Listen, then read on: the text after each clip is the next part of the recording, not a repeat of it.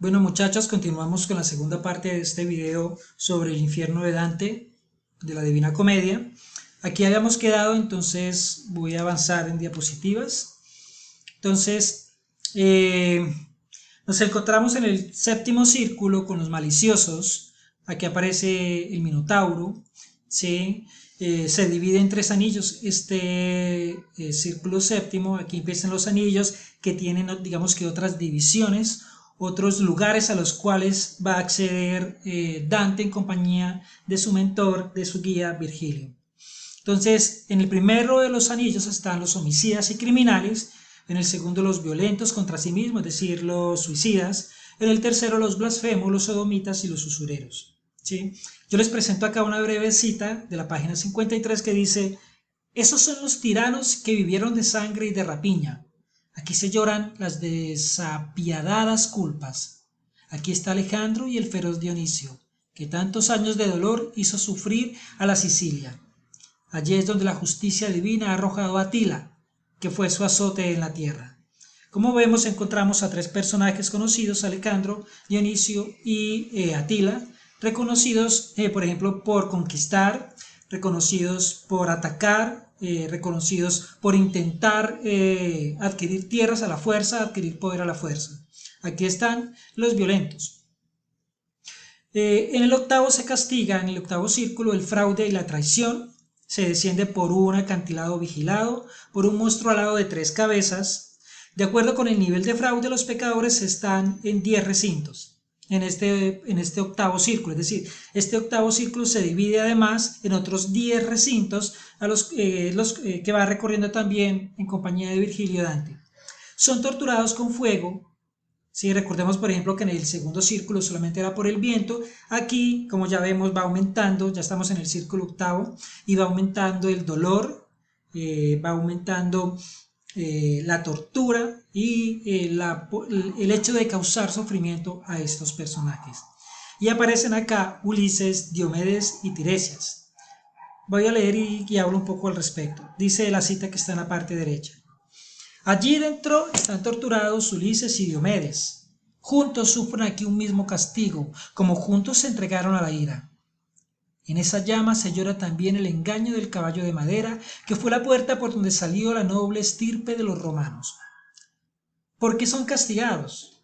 Porque, como nos dice Borges en su libro Siete Noches, cuando habla específicamente de la Divina Comedia, Diomedes y Ulises fraguaron juntos la estrategia del caballo de Troya, es decir, engañaron a los troyanos en ese momento, y ese engaño también es asumido como un fraude, como una manera de hacer caer el otro en una mentira. Entonces, por eso son castigados. En este caso, por ejemplo, aparece Ulises y Diomedes. Recordemos que constantemente fraguaron entre ellos dos todo lo que sucedió con el ataque y la construcción del caballo de Troya. En el círculo noveno, que ya es el último, pues están los traidores.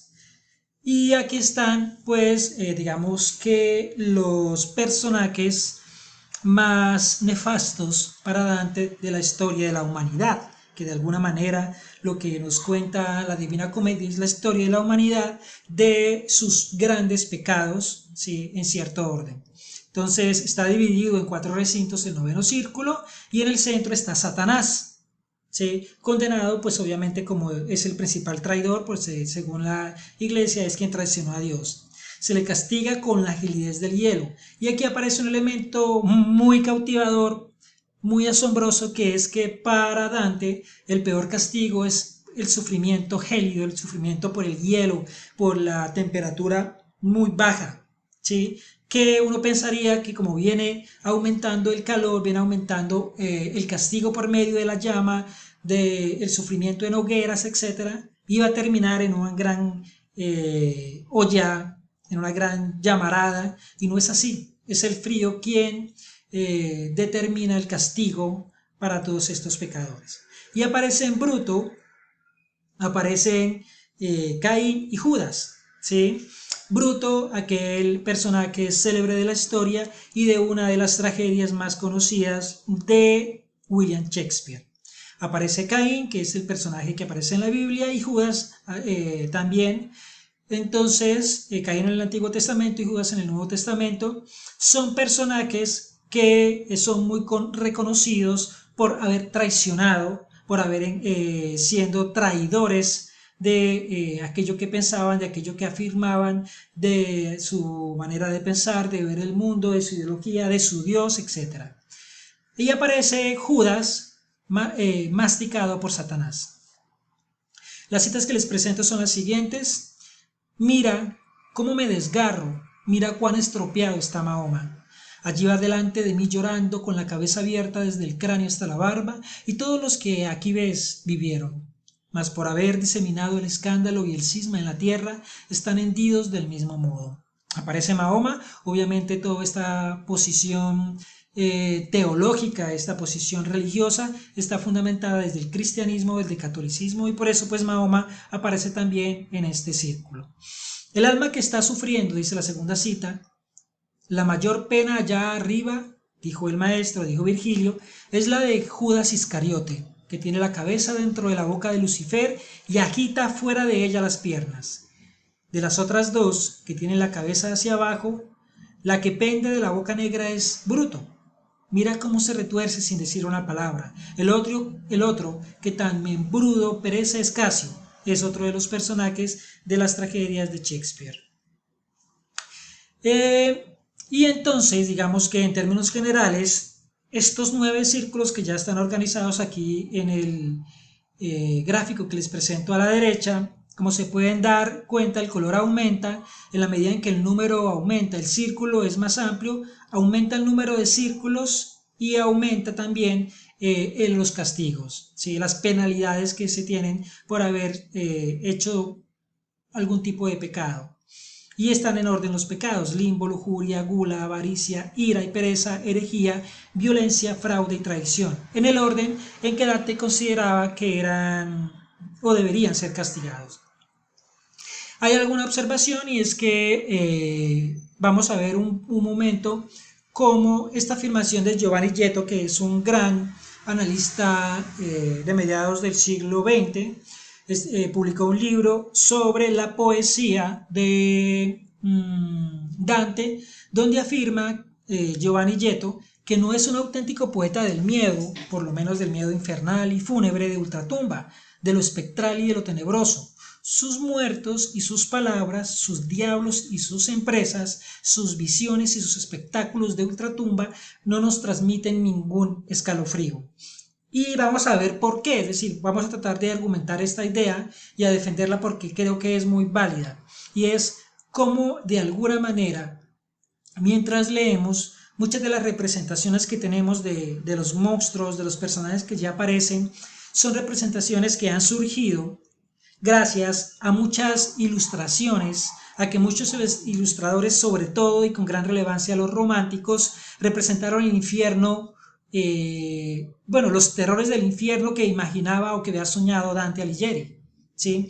Entonces estas representaciones contribuyeron mucho desde la época del romanticismo a que hasta la actualidad la obra de Dante, la Divina Comedia, lograra mucho reconocimiento y lograra estar a la altura de otros grandes poetas como Homero, por ejemplo, quien es nombrado ahí, como Horacio, ¿sí? Como el mismo Virgilio, como el mismo Shakespeare, como el mismo Cervantes, ¿sí? Entonces, por ejemplo, yo les representé aquí o les puse aquí algunos ilustradores que han tomado sus interpretaciones pictóricas de la Divina Comedia. Entonces, en la Edad Media, por ejemplo, ya se empezaba a representar, 2-3 siglos después, se empezaba a representar la Divina Comedia con los castigos, y como vemos en ese caso, hay personajes que se ve que son débiles, que son delgados, que están sufriendo, etc. Lo mismo sucede con Botticelli, aparecen los castigos, con William Blake, que es uno de los principales representantes de verdad de estos ilustradores románticos, al igual que Gustave Doré, ¿sí? Que la mayoría de sus ilustraciones tienen muchísimo que ver con la Divina Comedia. Fue uno de los grandes ilustradores románticos que se enfocó en específicamente cada uno de los círculos de la Divina Comedia. De él van a encontrar muchas ilustraciones en internet y en muchas páginas o en galerías. Y Salvador Dalí, que fue uno de los también que se interesó por retratar o representar el dolor, el sufrimiento, los castigos que sufrieron todos aquellos que se encontró en este viaje Dante, que se encontraron Dante y Virgilio. Entonces, por ejemplo, vamos a hablar un poco de esos héroes y monstruos. Entonces, junto a los demonios bíblicos se hallan en el infierno algunos de los más conocidos dioses y héroes de la antigüedad pagana, que es importante reconocer eso. Digamos que para la Iglesia Católica muchos de esos representantes de la antigüedad eran paganos. Basándose en la afirmación de los salmos de que todos los dioses de las naciones son demonios, la Edad Media recibió una tradición que se remonta por lo menos a Orígenes, ¿sí? Es decir, a esa antigüedad en la cual se pensaba que existía una comunidad con muchos dioses, ¿sí? Dioses muy mitológicos, dioses representados de diferentes maneras, no solamente antropomórficamente, sino también animales con influencias de animales, mitad hombre, mitad animal, con figuras demoníacas, etc. Según la cual estos se hacían adorar por los hombres para apartarlos del conocimiento del verdadero Dios y perderlos. Entonces recuerden que en la Edad Media muchos de estos representantes tenían que ver bastante o en gran medida con la posibilidad del bien y el mal, con la representación de Dios. La Edad Media era completamente teocentrista y por eso todo aquello que los sacerdotes, los nobles, etcétera, para esa época consideraban terrorífico, consideraban diabólico, pues lo apartaban y preferían que no fuera mostrado. Por eso, por ejemplo, acá podemos tomar un ejemplo muy, muy interesante que Dante sí representa antes, antes de finalizar la Edad Media. Recuerde que Dante escribió esto en 1300 y pico y la Edad Media terminó más o menos en el año 1550, por esos años más o menos. Entonces encontramos a Minos, que en la historia griega antigua era un rey de Creta y que ya cuando escribe Dante Alighieri su Divina Comedia aparece como un monstruo en el inframundo. Entonces muchos de esos monstruos que nos encontramos fueron asumidos en la Edad Media, a la cual perteneció de alguna manera Dante Alighieri, como monstruos, ¿sí?, que representaban muchos de los elementos paganos que estaban en contra de los elementos religiosos o católicos de la iglesia, que era la que tenía el poder y tenía el mando en ese momento histórico. Lo mismo que Gerión, ¿sí?, que es el personaje, aquel monstruo que le permite a Dante y Virgilio traspasar un gran lago en donde, pues, al observarlo desde arriba, encuentran mucho sufrimiento humano.